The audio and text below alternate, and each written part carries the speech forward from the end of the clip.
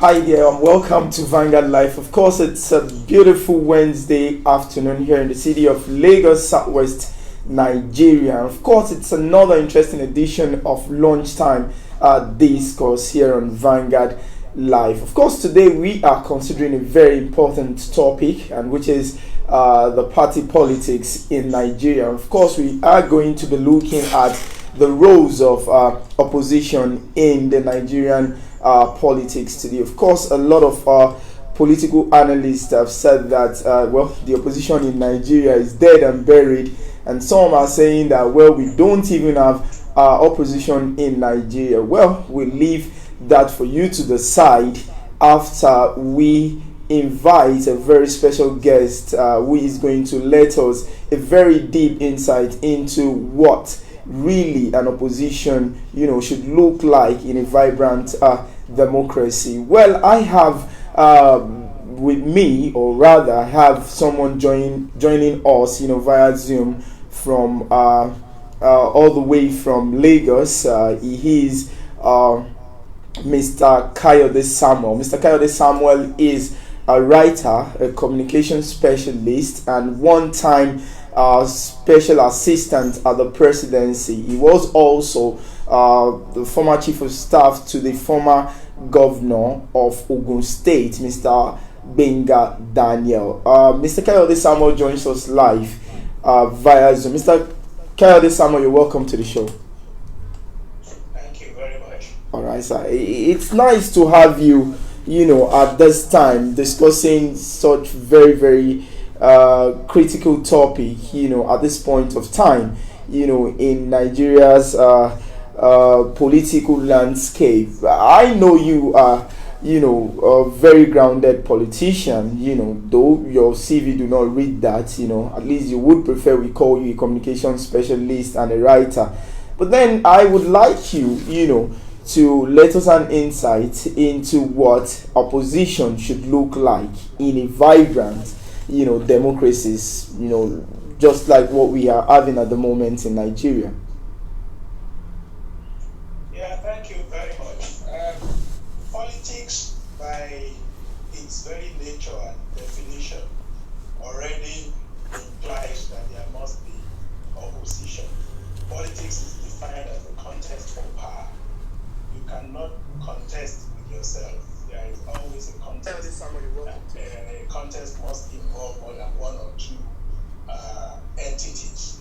So even by its very definition, opposition is already inherent in the definition of politics. I don't echo when people say that opposition from Nigerian politics. There is no way opposition, even in the people's China parties, still have opposition within.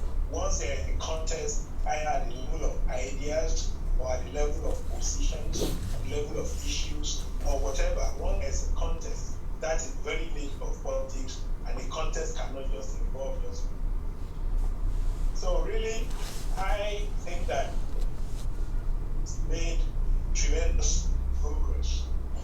And if we take a historical look at things, we will know that the natural tendency of politics in Nigeria is to gravitate towards a truth system. And look at it from the first republic. No matter the number of parties that are registered, you still end up with the two-party dominant system. In the first republic, the majorities of those days at the federal level ultimately gravitated towards the NA, that is the Nigerian National Alliance, Right.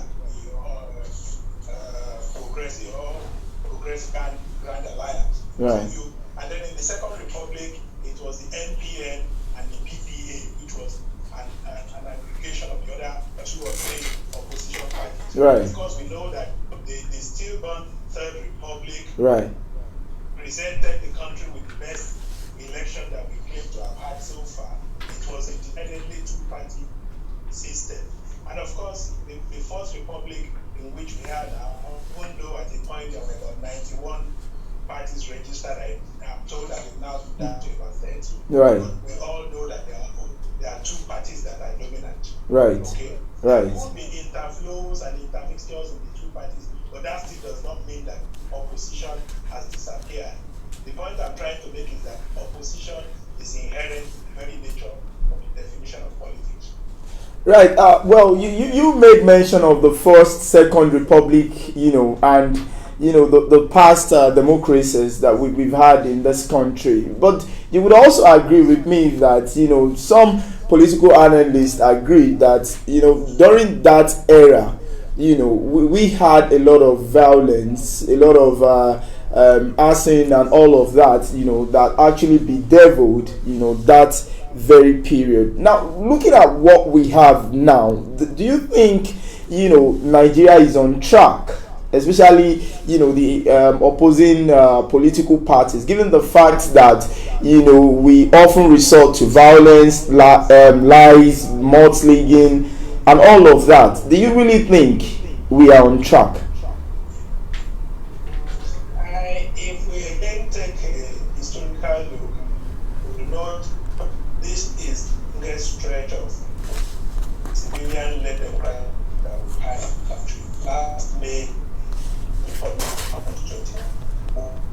that is beyond whatever we've ever had. The first republic was just 5 years and 4 months. The second republic was 4 years and 3 months. The third republic was still because of the crisis of the annulment of the June 12 election. This is the first unbroken strength of civilian rule that we've had. So by that very definition alone, it should be marked as a success. Violence, there had always been. I mean, India is one of the most violent democracies in the world. Right. But it is still the largest democracy in the world. It does not remove from the fact of its being democracy. All it means is that political actors deploy various contests for power. Right. That does not cancel out the fact that it is a democracy. So I would want to say that we should give ourselves a pat on the back for being able to sustain democracy for this long. I do not think that the violence or the scattered incidents of violence that has in any way obliterated the fact that this is still a thriving democracy. And let's not also forget the fact that we're in a transition. This is a country where for a long time, I think for about 38 years of our existence up to 1999, we had the military in charge. Mentalities and political methods have been militarized. It will take a long time to demilitarize the mentality of the politicians. So let's not be too hard on ourselves by taking the incidents of violence that we see in the polity as a reason to throw away the baby with the bathwater. All right, you having served, in the PDP, the PDP-led government, can you compare the manner of opposition back then to what we have now?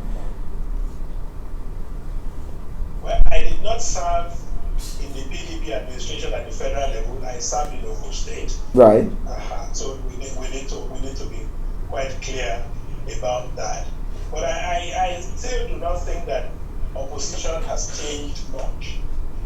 Again, we need to stress the fact that 2015 marked the first time that the opposition party will take power at the center in Nigeria. It was a historic moment. I mean, we can be silent about whatever we think of the methods that were used, but the reality, the fact is that the opposition took over from an incumbent. It shows that there is some vibrancy in the opposition. Whether the PDP as an opposition today is as vibrant as the APC was in the opposition, we have to leave that to the people on the field to decide. But the reality, the fact, more continuing to be stressed is that government and opposition are both entities in any democracy. Well, just recently, we had some, I do not want to call it inter-party wranglings, in the ruling party, which led to, some of the top chieftains of the party, losing their seats and all of that.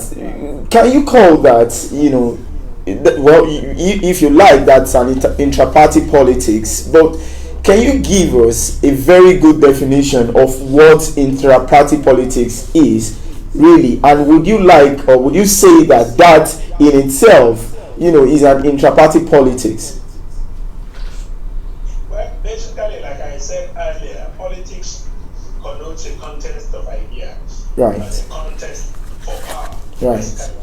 And once you have a contest, that means there are interests. It does not matter where those interests are located, whether they are within a party or whether they are across party lines. The truth is that once interests clash, you have contest. What has happened recently in the ruling APC is just a clash of interests.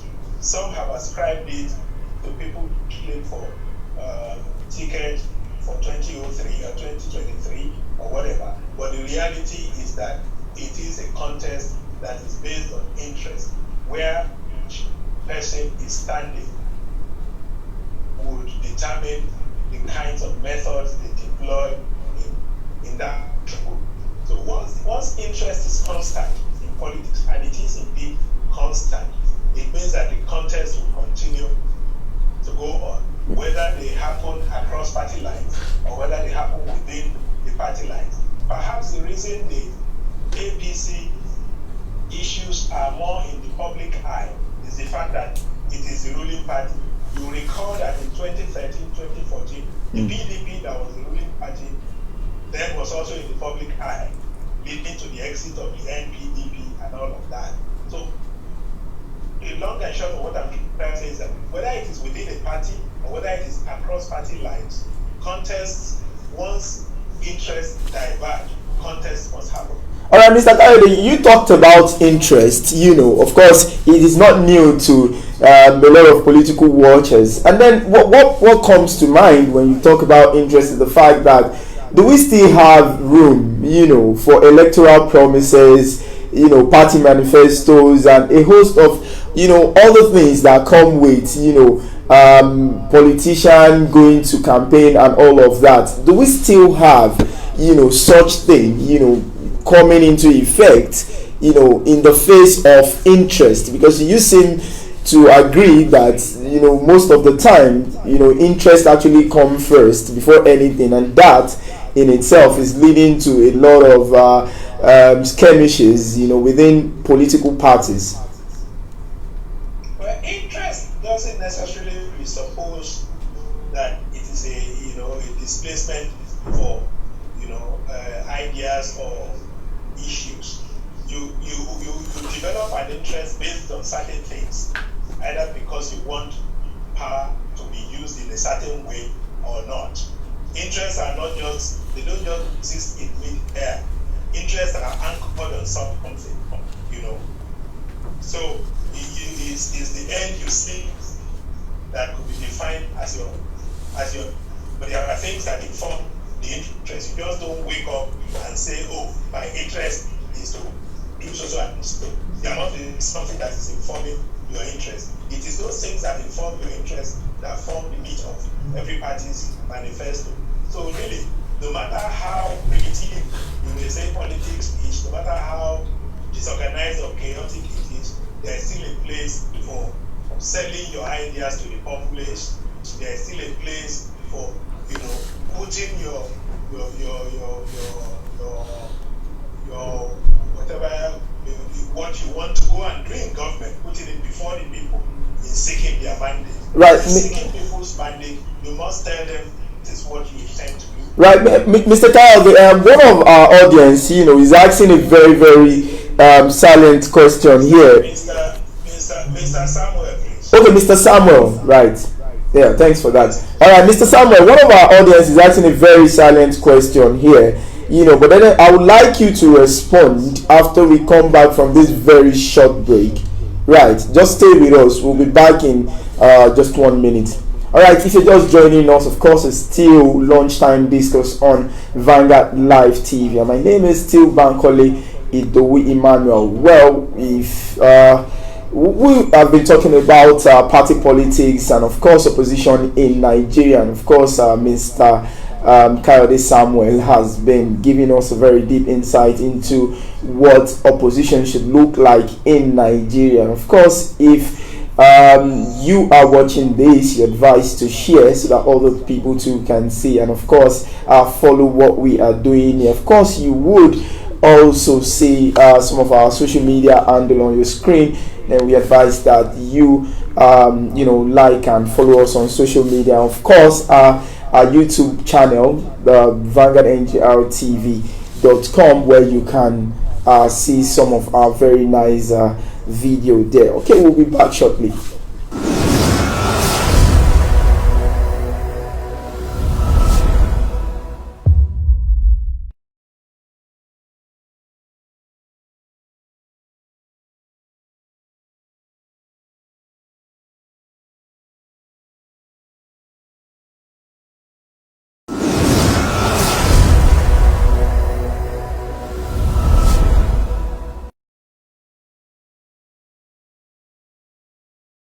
All right, welcome back. Still lunchtime discourse on Vanguard Life, and we've been speaking with Mr. Kayode Samuel, who is a writer, a communication specialist, and a former special assistant at the presidency.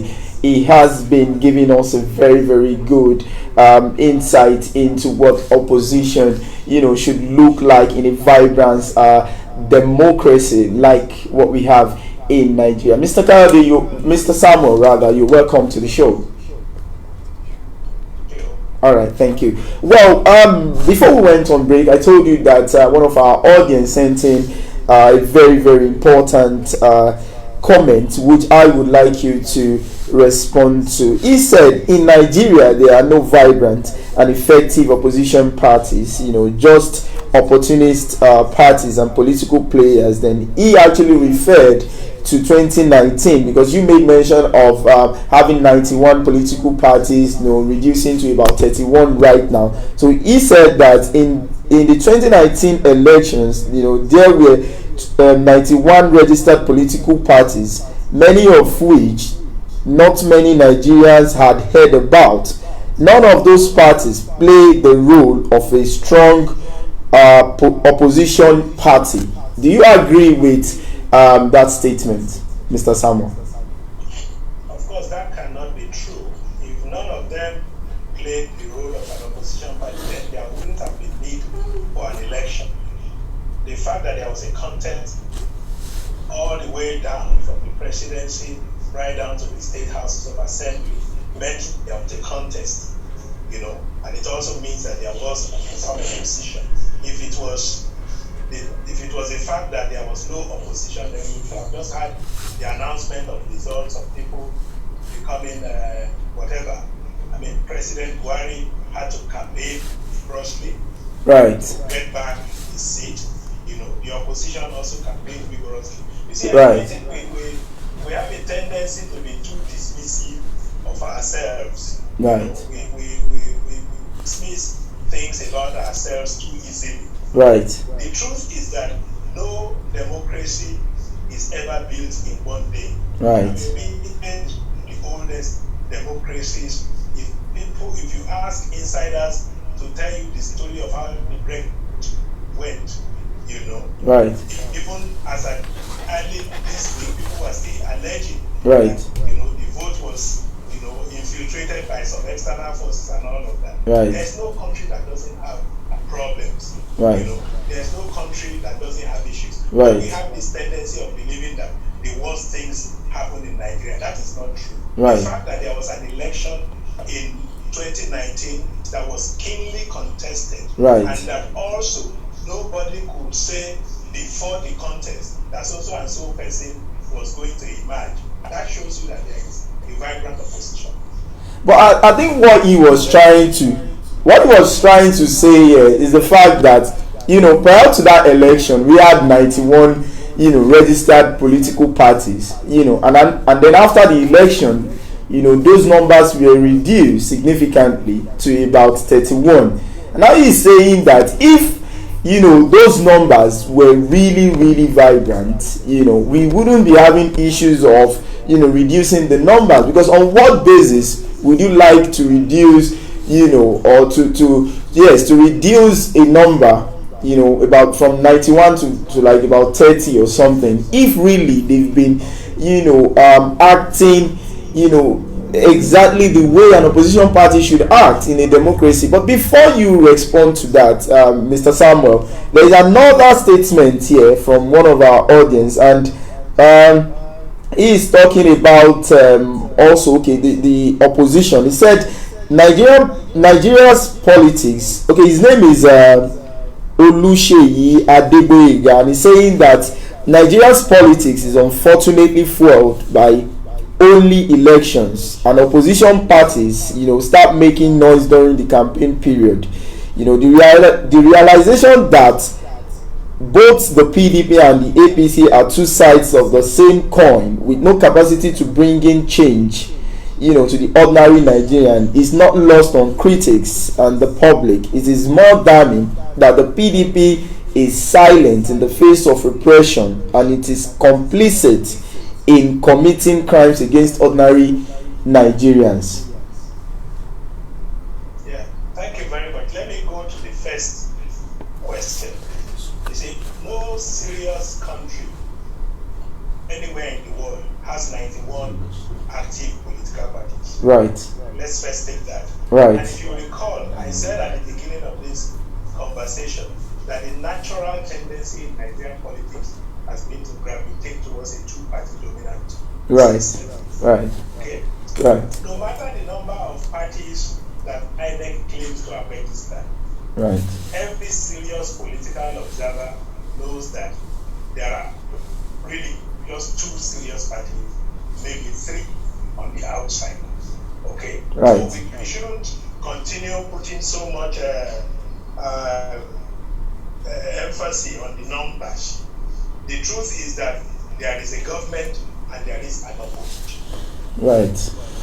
Issue to be made is whether the main opposition party lives up to the expectations of its role as an opposition party. It's not whether the 89 parties live up to that. And I mean, let's face it, in Nigeria we do know how a lot of those parties get registered. Okay? So I mean, let's not continue wasting our breath thinking that the two major parties I want to focus on. Okay? Right. And let's measure them in terms of whether they live up to the role of being the opposition and being the government. It takes me to the second question. You see, it is so easy for people to say what politicians have not done.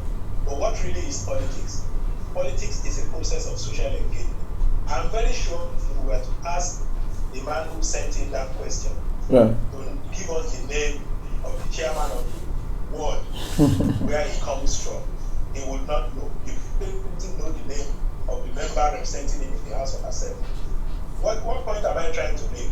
We must engage these people that we are calling on to take position. Okay?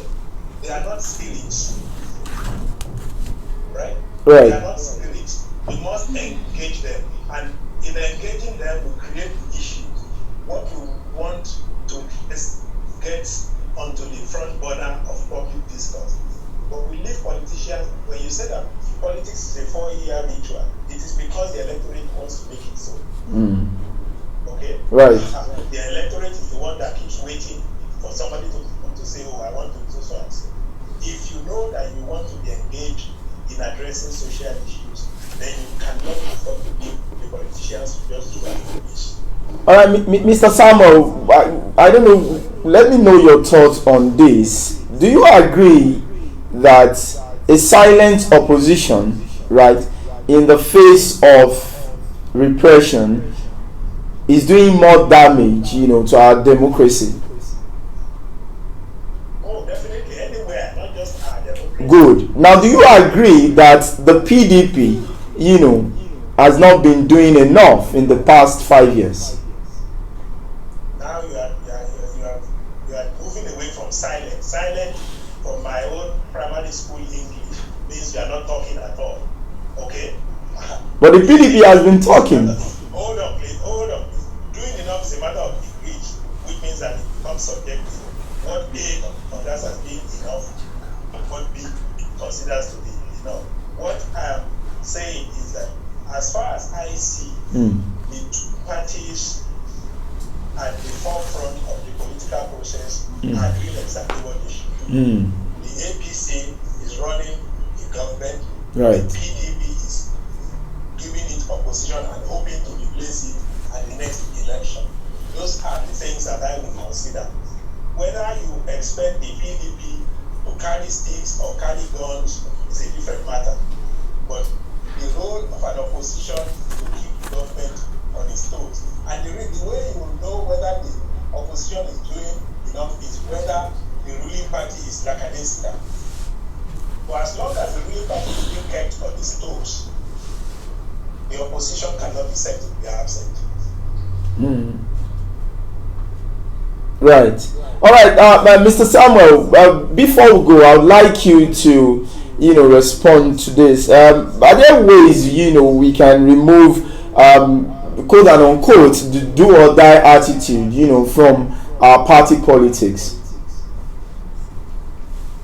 Oh yes, there are. Even though we must also acknowledge that the do or die posture in our politics is a reflection of our stage of development and the fact that the electorate still permits certain things to happen.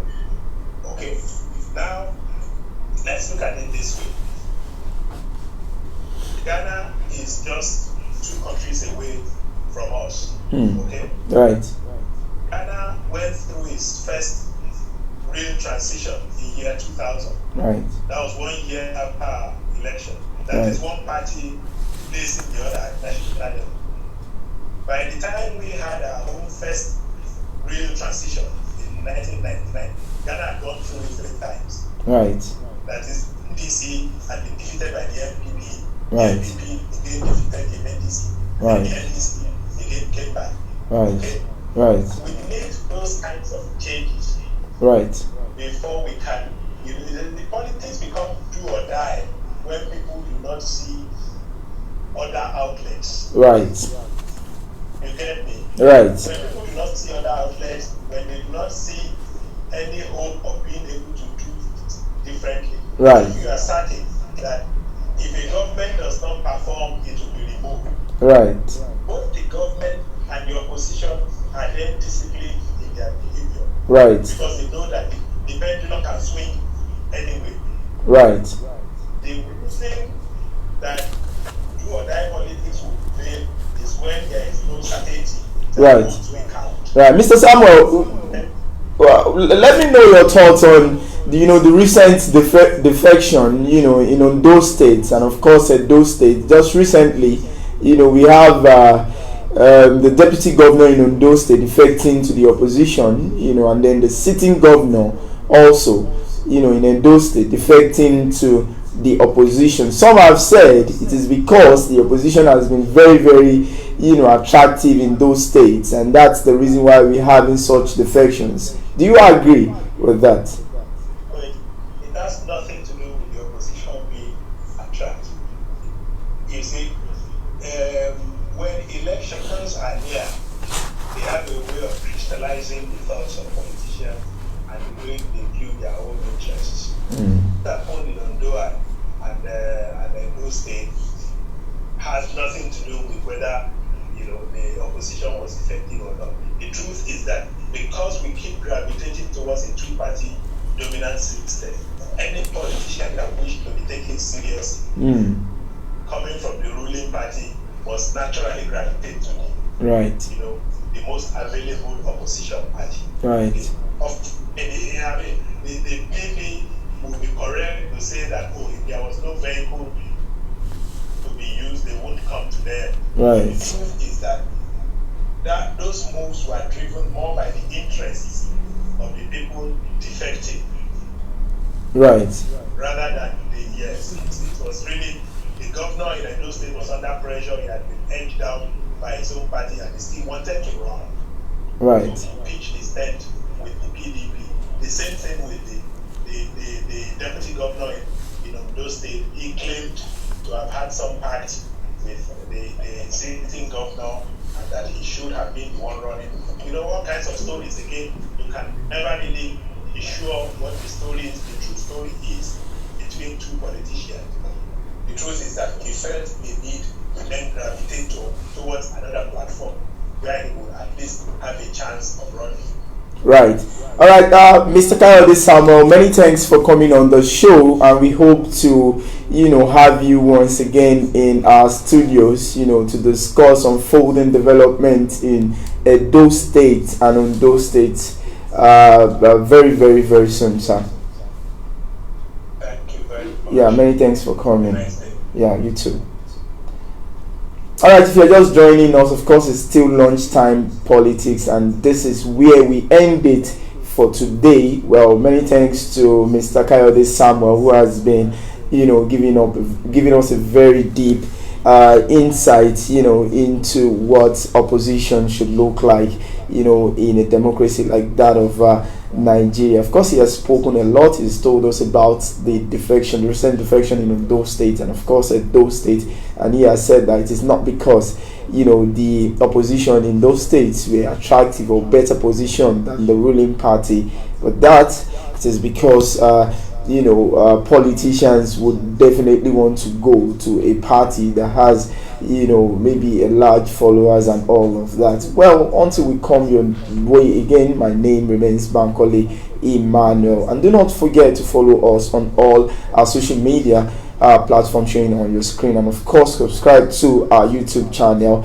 Vanguard NGR TV, where you can get interesting videos, and of course visit our website for our breaking stories at www.vanguardngr.com. That's all for today.